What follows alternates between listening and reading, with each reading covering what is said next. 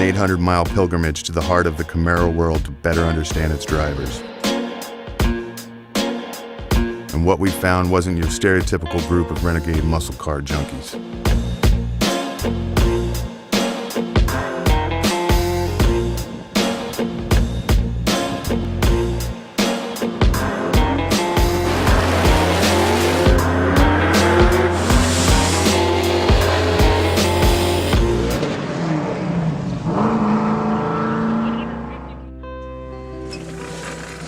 Camaro has a storied past, with every driver having a unique memory of the first time they fell in love with the car.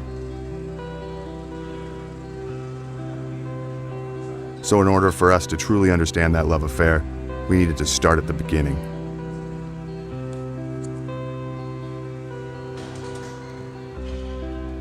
Traveling back in time to the moment and model that ignited it all.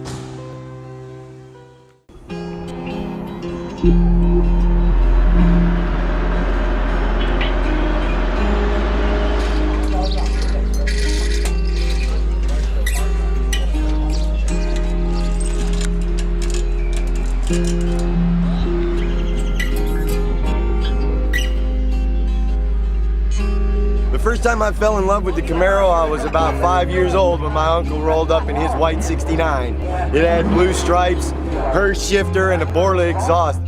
Basically, my uncle had a 69 RS SS Camaro. I've heard so many stories about him going out and racing with his buddies, and it just seemed, it was the life. It was basically the theology of anybody that was a teen that loved cars.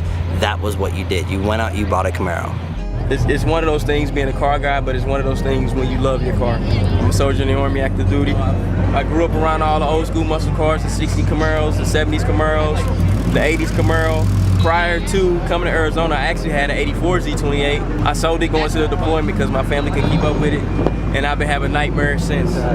You know, I regret to this day losing that car. I should have never let that car get out of my hands, because now you can't get one. My dad then found a 69 Camaro that he bought from a collection, and it was pristine. And then I fell in love with the first gen cars, and so I always knew there was going to be a Camaro in my life at some point, that I was going to be mine. Then the Camaro goes away. This is, you know, your classic Camaro owner story, right? The Camaro goes away, GM cancels it. But while the first generation was an instant classic, the generations that followed had to fight to keep their place in the hearts of Americans. And in 2002, after 35 years of production, Chevrolet discontinued the Camaro.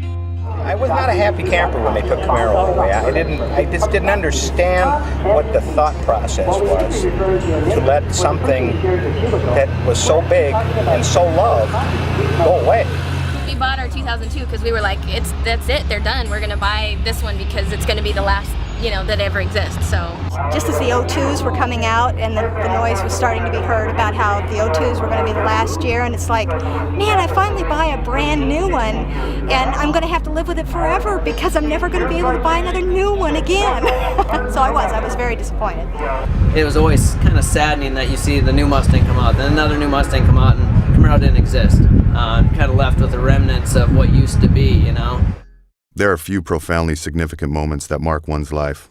For the people at Camaro Fest, one such moment was the return of an American icon. It's my pleasure to announce here today that GM will build the Chevrolet Camaro.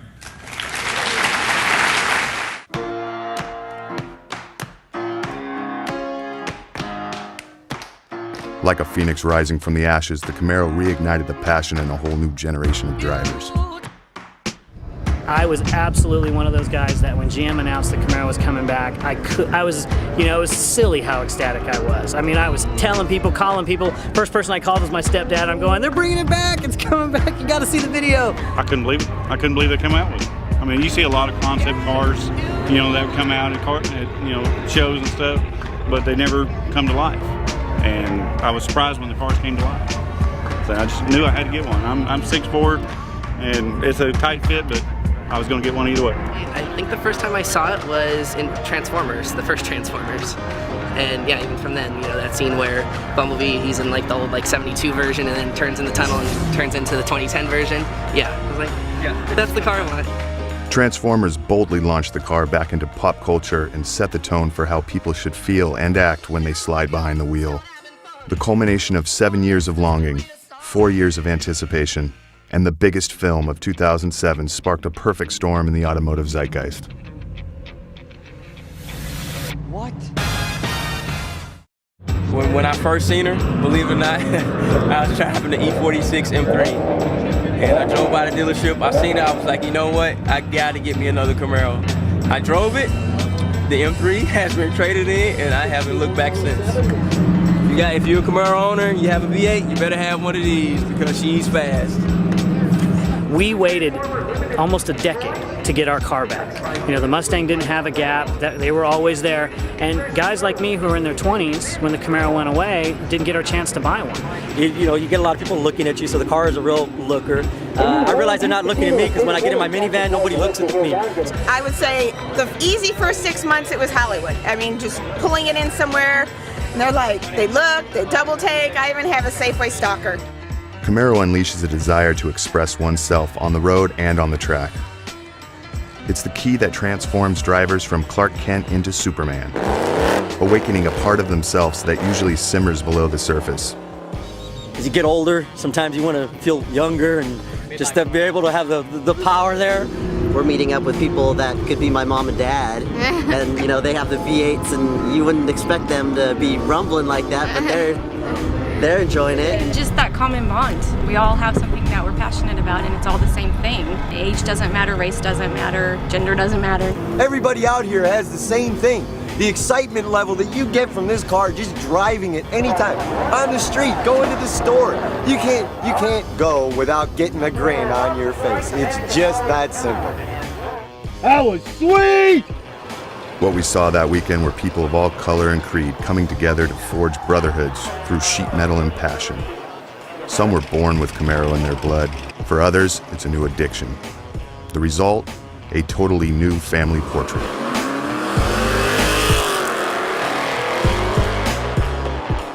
It's beyond a passion, it's like an obsession. You love the cars. You love the cars, and the cars bring the people together, and it's just a friendship all throughout. I mean, the cars, yeah, that's what started it all. But the people who love the cars, it's not just the 500 cars, it's the people that are here too, because they're all great people. While Camaro 5 Fest is one glimpse into the many worlds of Camaro culture, it expanded our notions about the type of people we expected to feel so passionately for the car. Far from the musclehead cliche we anticipated, we found a diverse community made up of dedicated enthusiasts. A community for whom Camaro is more than a vehicle. It is a way of life. A symbol of freedom and individualism that amplifies their personalities and expresses a piece of their inner wild. With a unique story of love, loss, and redemption, the Camaro has reclaimed its rightful place amongst the greatest of American automobiles.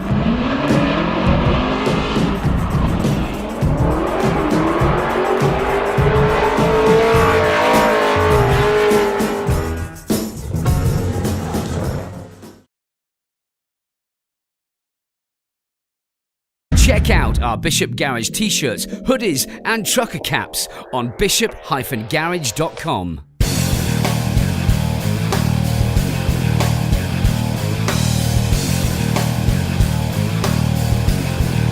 Check out Bishop Garage merchandise, www.bishop-garage.com.